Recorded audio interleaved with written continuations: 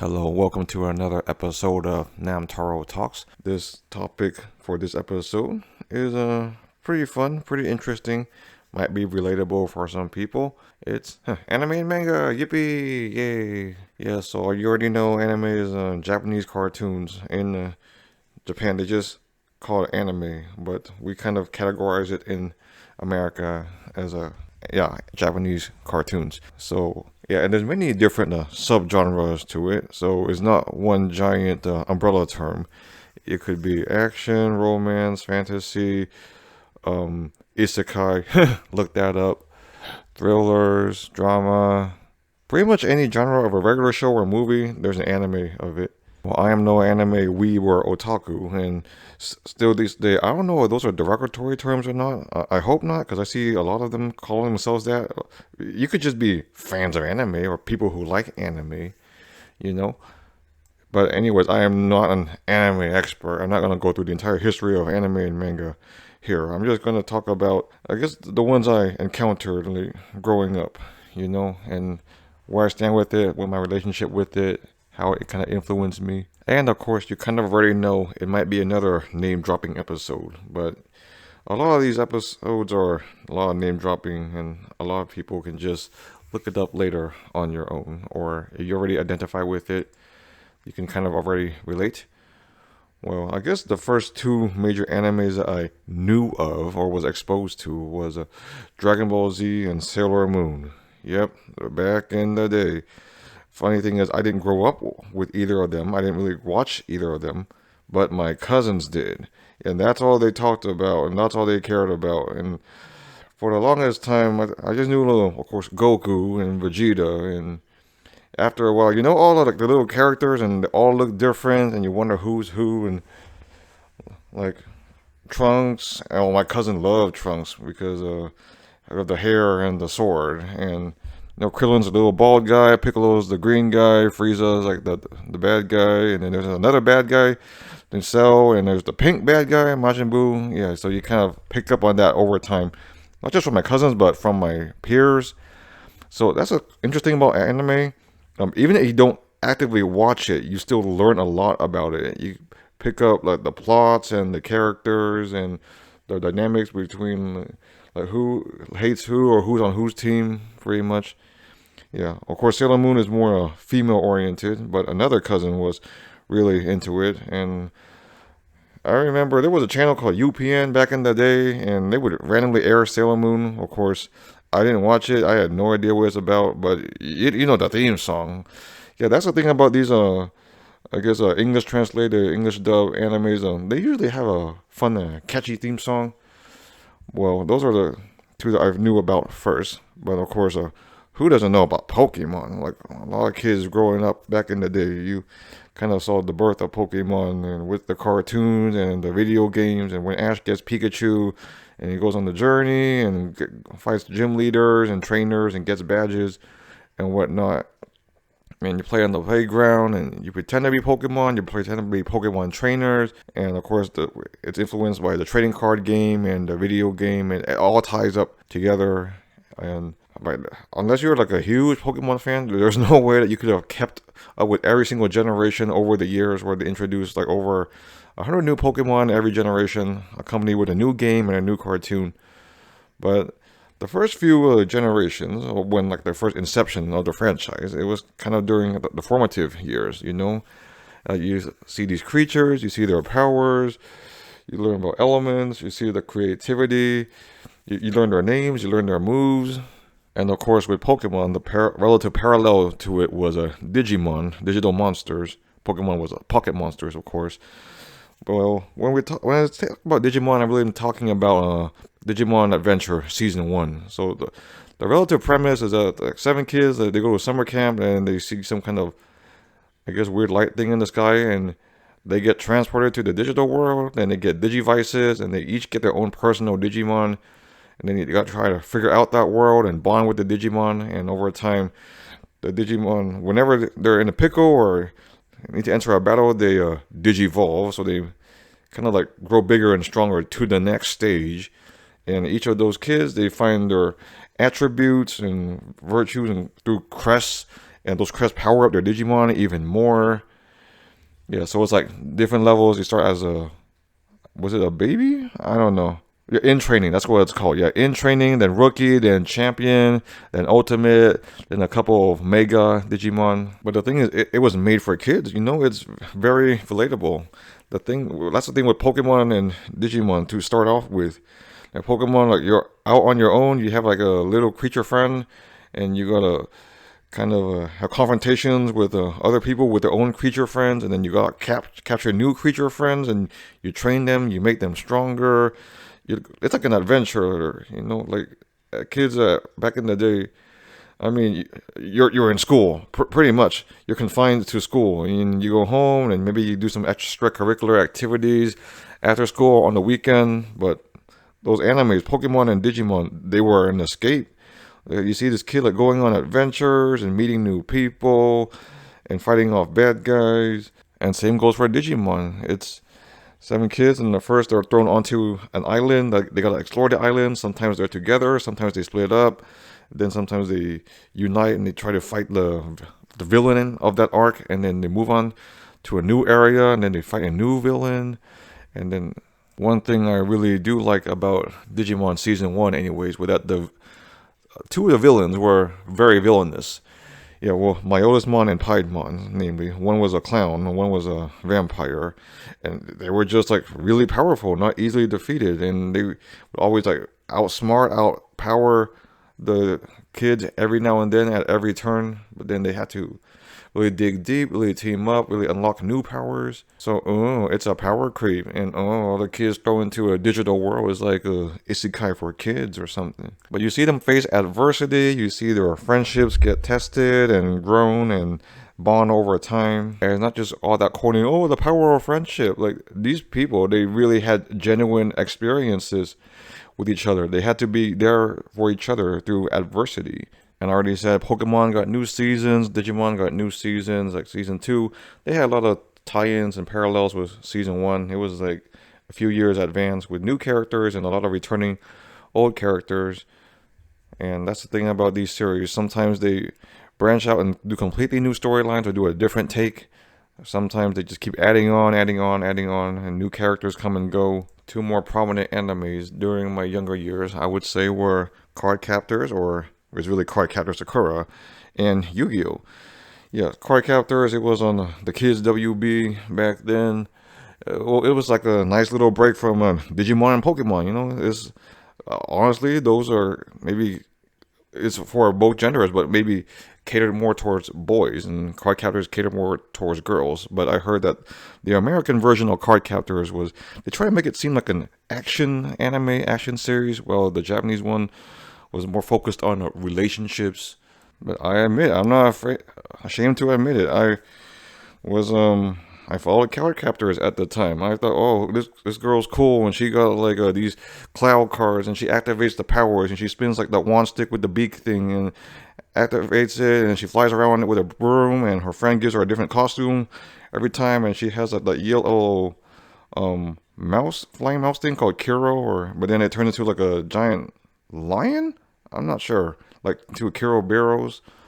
And she has like friends at school. Like, I just go by the American names. I just know Lee and Madison and Maylin. That's it. I'm sure they had the Japanese name like Tomoko or Tomoyo. But yeah, more adventures, more powers, more cards. And with cards, when they first had the first commercial for Yu-Gi-Oh! I was like, what is this, a Card Captors knockoff? But boy, it was anything but that.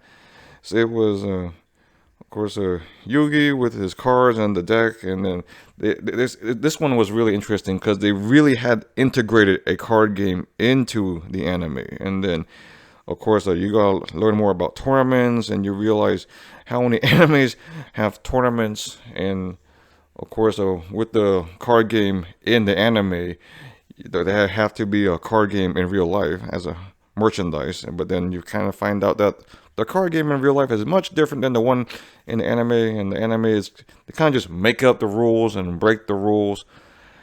And you kind of learn that certain animes, like the stakes are even higher, because whether it's through the villains or the tone or I mean, there's this dude like taking like people's souls, pretty much, or sending them to the shadow realm, or in the shadow realm in the English version. In Japan, they really die, but still.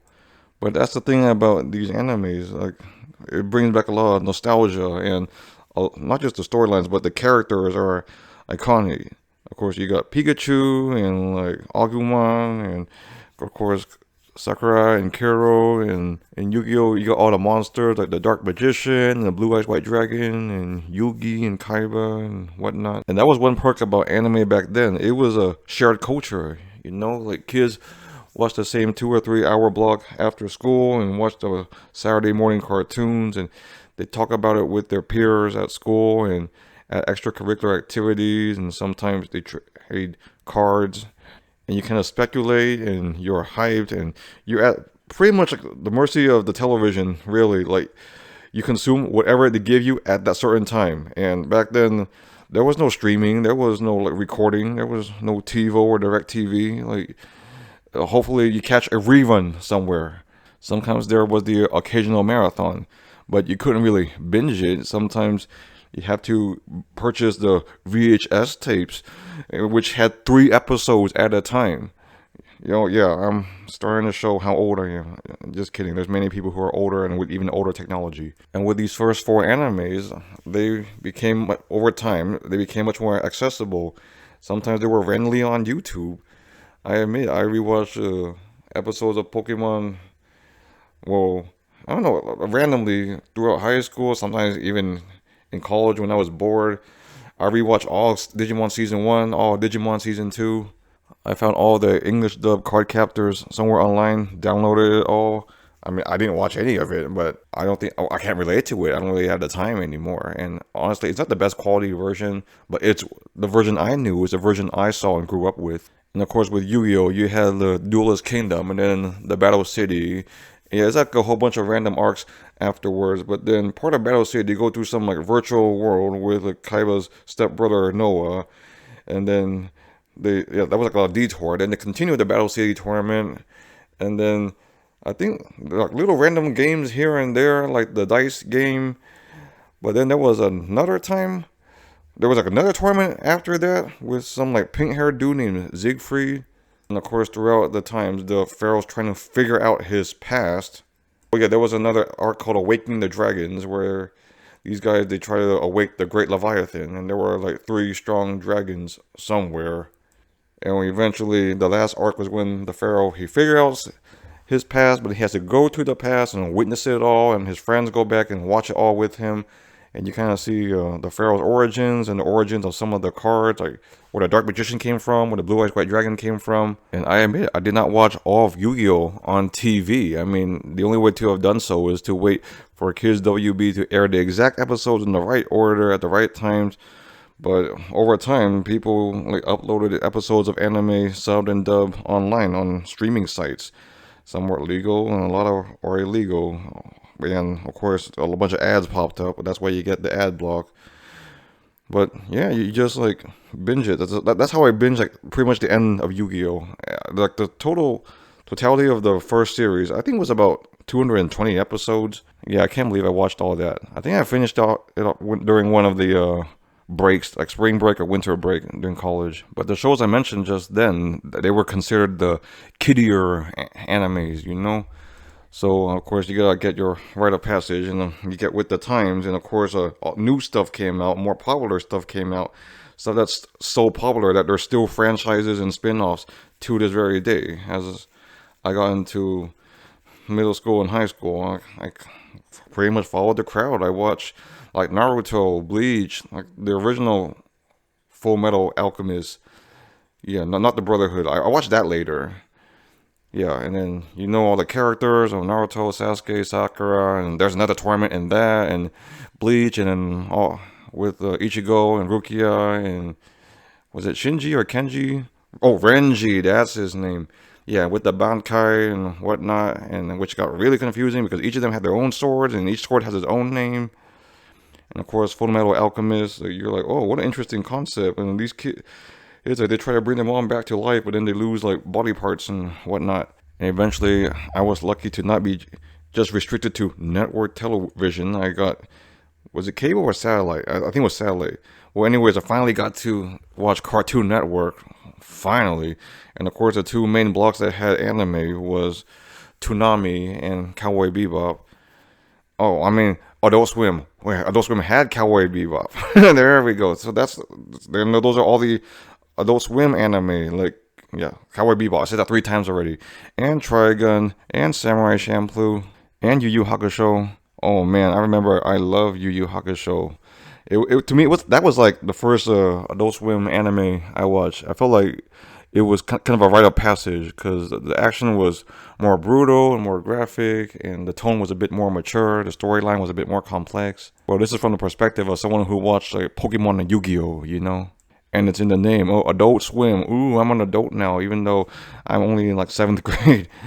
But of course, I did not watch all the episodes of all those shows at the time. Oh, a lot of them were nice, neat blocks of 26 episodes. Yeah, I miss those days where like an anime season was 26 blocks, or some were 13 blocks. I mean, 13 episodes. But like I said, luckily with the internet and with streaming, like, it became much more accessible. I watched all the Cowboy Bebop, I watched all the Trigun, I watched all the Samurai Champloo, and only a couple years ago, I rewatched all the Cowboy Bebop and Trigun again because I kind of finally have a better appreciation for it. And of course, my peers at the time, it's funny, like we were in high school or middle school, and for some reason they knew about Rurouni Kenshin, and I was like, oh my god, what is this Kenshin thing that they keep talking about? And then I found out that my aunt, she likes it, she watches it, she has like a DVD box set of it, and I was watching it at her place when I went to visit her, and then she burned like the DVDs for me. And of course, Rurouni Kenshin, it's a bit more violent, a bit more mature, but it's a lot cooler, you know? It's a lot more depth, and it's kind of like you want to see a story unfurl, and a character is introduced here and there, and you kind of gauge the power levels of which characters. Oh, like the Kenshin is this strong as compared to Saito, as compared to Sanosuke, as compared to Aoshi, and the villains. Like, yeah, some animes or just shows or series in general, the villains really make it. Of course, in Kenshin, there was Makoto Shishio. Now, he was villainous. Yu Yu Hakusho, you had younger to girl. I always get elder and younger to girl mixed up, but the guy with the sunglasses and the muscles, you know, no, he was villainous also. And of course, over time, you get to see anime influences in American TV shows. Namely, for me, it was Teen Titans and Avatar: The Last Airbender. I guess Jackie Chan Adventures a little bit. And one Adult Swim show, The Boondocks. Of course, the themes were not really the typical anime, but the animation was definitely influenced for sure. And with anime as a kid back then, not only do you just watch it, consume it, and talk about it, you do things around it. You kind of want to draw the characters, and you like that art style. Though I tried as hard as I could, but I still suck. But by trying to make the hair as cool and the eyes as cool as possible. But of course, my female cousins do it way better than I do. Yeah, and it's such a mundane thing to talk about now. But back then, my cousins and I, we had a quote-unquote anime club. Yeah, and each of us had our own little fake name. I don't know how else to say it. And we each had a quote-unquote officer position, and we drew comics about ourselves. And of course, we profess our appreciation for anime and introduce anime to each other. But I mean, it's just a silly kids club, you know. And of course, it fell apart with like random internal kid drama and politics. But it was not to be taken seriously to begin with. But without anime, there wouldn't have been that club, and the cousins wouldn't have been able to bond over that, you know. But like I said at the beginning of the episode, I gotta touch upon manga a little bit. Yeah, some animes are just straight up created from scratch, but a lot of influence from manga, or started off as a manga, and of course the anime is coming out concurrent with the manga, and the manga's ahead, but then the anime catches up, and then the manga is not coming out fast enough, and the anime has to make filler episodes, or sometimes the manga artist, he gets discouraged, or something happens to him, or sometimes there's cliffhangers, or long hiatuses. It's like a giant hullabaloo. They also make animes out of light novels too, but I wasn't into light novels as much as other people were. But several manga that stood out to me at the time Yeah, so like I said, I had cousins and they were older, so they consumed like the more older, mature stuff before I did. And Rumiko Takahashi mangas, and the two main series were Ranma one half and Urusei Yatsura with Lum. Okay, I'll be honest. A lot of it was suggestive at times, like, and let's just say it kind of awoken something in you. You're like a young like kid, but it's like another rite of passage. It was kind of like watching Adult Swim, you know, and you decipher the plots and the characters and the tropes and the ridiculousness and the Japaneseness of it. I remember being envious of certain peers because they had much more anime and manga knowledge than I did. They were exposed to it much more than I had. They had many more opportunities to watch and download and stream and consume and go to conventions than I did. But in the overall scheme of things, you realize that that's not the most important things in the world, and you get your opportunities to do it also. A couple other mangas I read was for some reason I bought these mangas at the Fry's Electronics Store, and I know they were by Tokyo Pop. Yeah, that was a prominent manga company or translation company back in the day. One was called Weed, which was about dogs, which was pretty interesting. It was like nine or $10, you know, and you at that point you just wanted to get your hands on any manga you could, what was available. It was either that or sometimes you go to the bookstore and just hang out in the manga section and just sit down and read manga for hours at a time. Yeah, I know it's pronounced manga, but hey, I'm used to it, you know. So, all right, manga. Now, if you want another manga that really awoken something in you, love Hina, definitely. Though looking back, it was kind of whack, kind of ridiculous, if anything. Very improbable situation. And I tried watching the anime, but it wasn't as good. And I'll be honest, during those years, you're learning about yourself, you're learning about what you're into, but you're kind of learning about who you're into, and you want to sometimes impress those people. So you try to keep an open mind and you consume the stuff they're into. Yeah, so I admit, I watched like all D and Angel, I watched all Digi Chariot. There was this like manga called Wish. Oh, that one was pretty good, but though I don't remember much about it. It was like about an angel trying to help out a guy or something. And technically, Doraemon is a manga also. Though the funny thing is, I consumed most of Doraemon in Vietnamese. Oh, I remember. Yeah, so the Doraemon comics, I don't really call it manga. They were really comics to me. You would buy a pack of milk or 3 pack of milk, and you get one Doraemon comic. But then you also buy Doraemon books, and for some reason or somehow, I bought like a big like pack of Doraemon books. I think there was like 30 of them in Vietnamese for $13, 13 American dollars. And we spent a majority of the trip, me and my cousin, I think my brother did too. We just sat and like read Doraemon comics. Albeit it was in Vietnamese, but the good thing about manga is that there's pictures, so there's more context, so you have a relative idea what's going on. And luckily, my cousin and sometimes my mom was there to help translate the more difficult words. And of course, you have the Korean version of manga called manhwa or manhwa. I don't know how to pronounce it, but there was a series I really liked called Rebirth. So there was a vampire, and then I guess he was at odds with like his friend, and then his friend imprisoned him for several years, and he got woken up, and he's regaining his powers, and these two girls try to help him like reestablish his identity. And of course, there's like another fighting tournament. Yeah, a lot of these have fighting tournaments, but that's the thing about when I describe manga and anime. You know, I don't do it justice. It's very dry. You gotta consume it to believe it and like it and experience it for yourself. So don't take my word for it. You know. And when you combine anime while you're in college, you get to test your bingeability. I remember one friend recommended this anime called Requiem for a Dream, which had a interesting premise about assassins. And I've been meaning to rewatch it for the longest time, but I binged 17 episodes of it straight. I don't know how. I don't know why I did it. I just remember it was like during the summer and during summer session. Nowadays, I don't binge anime anymore. Like, you gotta watch it in moderation in order to appreciate it every now and then. Well, at most, I would watch maybe 3 episodes at a time. 4 is pushing it if I had the capacity and the time to do so. Well, that's what I had. That's how I had to approach rewatching Yu Yu Hakusho all the way to the end because I never saw what happened after the Dark Tournament, but recently I finally did, and it was cool, you know. Yes, but 2 to 4 episodes at a time. Over time, you develop a taste and a preference, and you get to, of course, there are forums and discussion sites and ranking sites. It's not that you really follow the crowd, it's just that it's out of your curiosity, you know?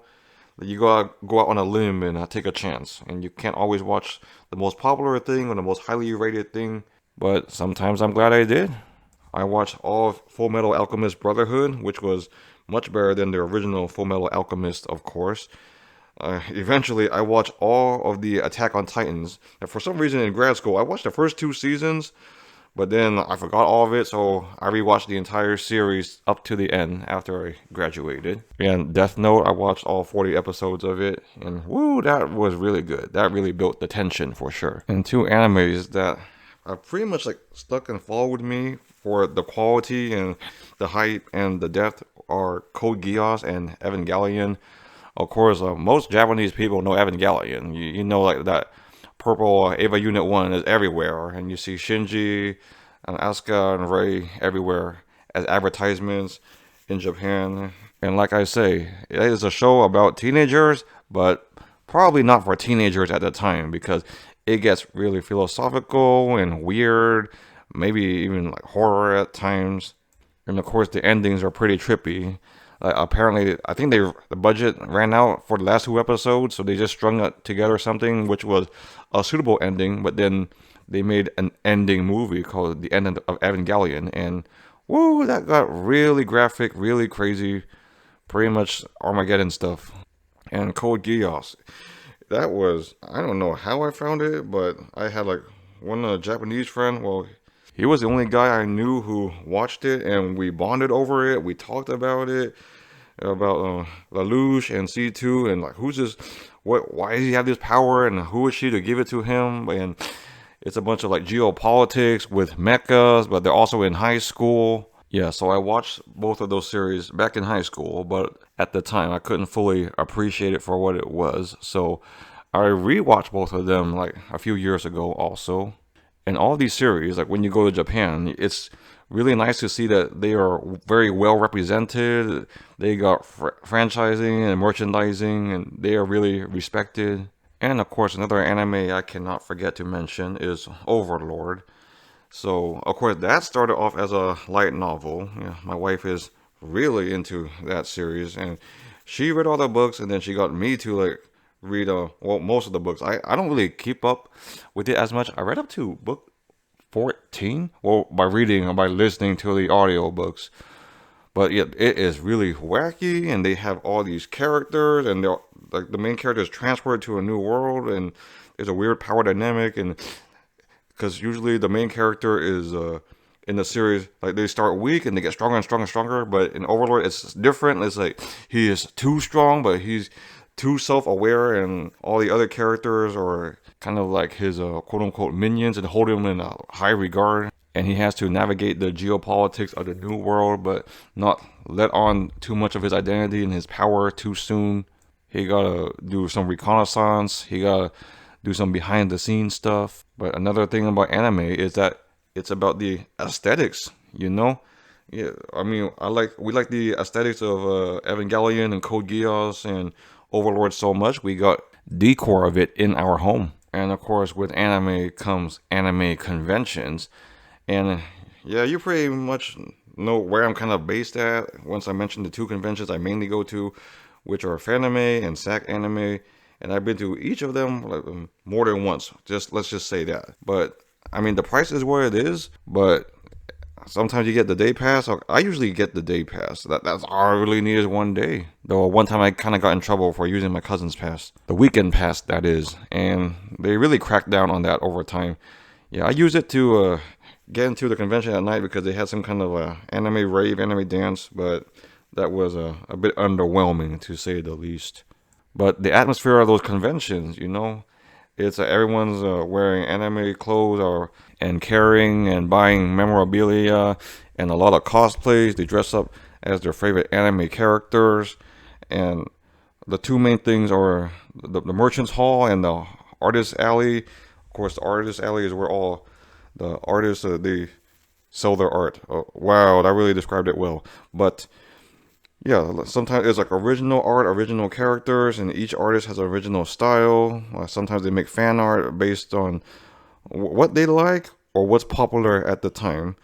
And it's nice because if you go to a lot of these conventions, sometimes you see the same artists and vendors, and sometimes you see what's trending, what's not, and sometimes you even see things that you never expected to see, or things from way back in the day that you never thought to be represented.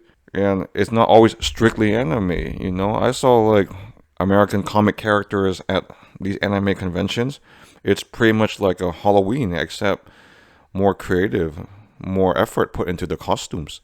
And the cosplayers, and they're really nice. You get to take pictures of them or with them, and because they put in a lot of time and effort on those costumes. They want to be recognized. They want to have their pictures taken. They want to be identified. I admit that I never cosplayed. I don't think I'll ever cosplay. But I just talked about the Artist Alley. But the Merchants Hall, woo, my God, so much stuff. You got stuffed animals, you got figurines, you got lots of stickers and keychains and pillows. And of course, there's like the book section, there's the clothes section. And I will admit, it is not cheap.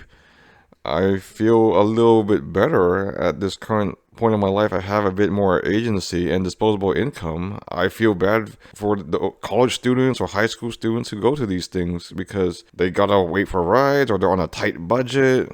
And it's more of a social thing for them, if anything, which is good because it should bring people together. It should have a sense of a camaraderie. But sometimes it gets pretty crowded, so you have to be smart and time when you go and what areas to hit. Yeah, I'll be honest, I don't, for those conventions, sometimes I go with like another person or two, but sometimes I went by myself and I ran into people here or there. Like I ran into my cousins here or there. And of course, with anime comes music, and you get to remember the iconic songs and themes.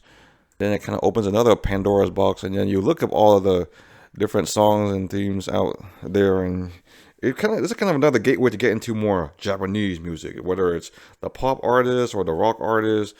I know J-Rock is pretty popular, not as much for me, but for many other people. And it's not just anime; it's also video games too. That a lot of those, it's pretty much pop culture, if anything. It all blends together, if anything. Yeah, a lot of animes I never watched, but I like the song. The song's iconic. I heard it everywhere. I find so many different remixes of it. Of course, who doesn't know A Cruel Angel's Thesis? You just hear the first few notes and you know, oh shoot, it's going down.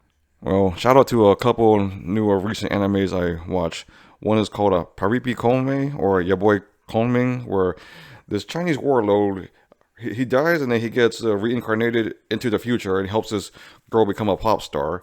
And of course, everyone knows about Oshinoko and frieren.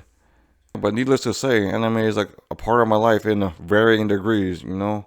I mean, I'm not the biggest fan. I don't always follow every single thing, but I have a relative idea.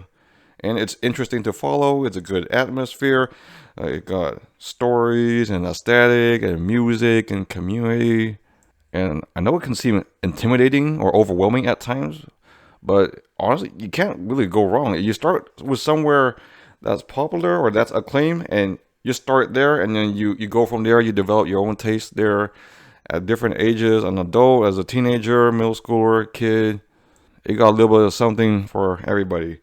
Of course, certain anime should be introduced at certain times. I mean, I wouldn't have like a 5-year-old watch Evangelion or anything. But yep, that was a very crash course, unorganized take on anime with hints of manga here and there. Yeah, you get to witness trends and fandoms change over time. I remember when Steven Universe was popular, Undertale was popular, and then 2 or 3 years later, like, they are pretty much non-existent. Or at least only get scant representation. But yeah, anime. The art, the stories, the characters, the music, the aesthetics, the conventions, the people, the fandoms.